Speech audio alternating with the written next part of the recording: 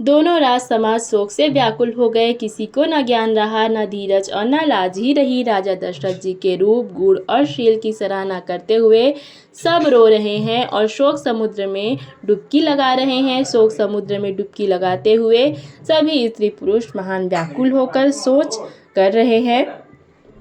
वे सब विधाता को दोष देते हुए क्रोध युक्त कह रहे हैं कि प्रतिकूल विधाता ने यह क्या किया। तुलसीदास जी कहते हैं कि देवता, सिद्ध, तपस्वी, योगी और मुनिगणों में कोई भी समर्थ नहीं है जो उस समय विदेह जनक राज की दशा देखकर प्रेम की नदी को पार कर सके, प्रेम में मग्न हुए बिना रह सके। जहाँ तहाँ श्रेष्ठ मुनियों ने लोगों को अपरिमिति उपदेश दिए और वशिष्ठ जी ने विदेह अर्थात जनक जी से कहा, हे राजन, आप धैर्य धारण कीजिए। जिन राजा जनक का ज्ञान रूपी सूर्य भव अर्थात आवागमन रूपी रात्रि का नाश कर देता है और जिनकी वचन रूपी किरणें मुनि रूपी कमलों को खिला देती है अर्थात आनंदित कर देती है, क्या मोह और ममता उनके निकट भी आ सकते हैं। यह तो श्री सीताराम जी के प्रेम की महिमा है अर्थात राजा जनक की यह दशा श्री सीताराम जी के अलौकिक प्रेम के कारण हुई,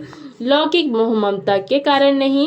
जो लौकिक मोह ममता को पार कर चुके हैं उन पर भी श्री सीताराम जी का प्रेम अपना प्रभाव दिखाए बिना नहीं रहता। ऋषि, साधक और ज्ञानवान सिद्ध पुरुष जगत में ये तीन प्रकार के जीव वेदों में बताए हैं। इन तीनों में जिसका चित्त श्री राम जी के प्रेम में सरस सराबोर रहता है, साधुओं की सभा में उसी का बड़ा आदर होता है। श्री राम जी के प्रेम के बिना ज्ञान शोभा नहीं देता। जैसे कर्णधार के बिना जहाज वशिष्ठ जी ने विदेह राज अर्थात जनक जी को बहुत प्रकार से समझाया। तदंतर सब लोगों ने श्री राम जी के घाट पर स्नान किया। स्त्री पुरुष सब शोक से पूर्ण थे।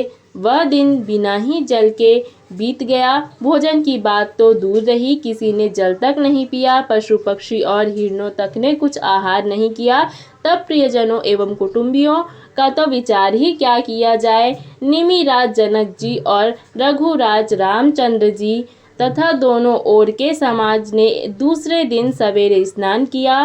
सब बड़ के वृक्ष के नीचे जा बैठे। सबके मन उदास और शरीर दुबले हैं। जो दशरथ जी की नगरी अयोध्या के रहने वाले और जो मिथिलापति जनक जी के नगर जनकपुर के रहने वाले ब्राह्मण थे, वह सूर्य वंश के गुरु वशिष्ठ जी तथा जनक जी के पुरोहित शतानंद जी, जिन्होंने सांसारिक अभ्युदय का मार्ग तथा परमार्थ का मार्ग छान डाला था, वे सब धर्म, नीति, वैराग्य तथा विवेक युक्त अनेक उपदेश देने लगे। विश्वामित्र जी ने पुरानी कथाएं कह कहकर सारी सभा को सुंदर वाणी से समझाया। तब श्री रघुनाथ जी ने विश्वामित्र जी से कहा कि हे नाथ, कल सब लोग बिना जल पिए ही रह गए थे, अब कुछ आहार करना चाहिए। विश्वामित्र जी ने कहा कि श्री रघुनाथ जी उचित ही कह रहे हैं। 2.5 पहर दिन बीत गया।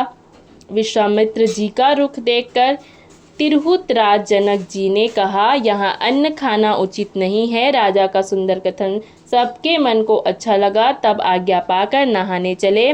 उसी समय अनेक प्रकार के बहुत से फल, फूल, पत्ते, मूल आदि बहगियों और बोझों